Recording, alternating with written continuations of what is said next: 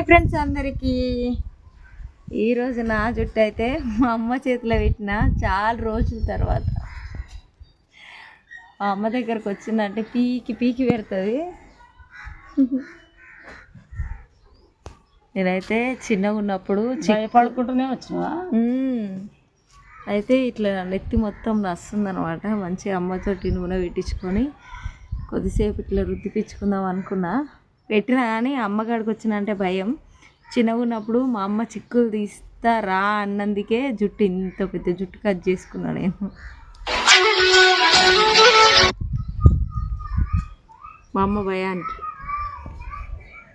మన ఇంట్లో ఊరుకుండే అమ్మ పెద్ద జుట్టు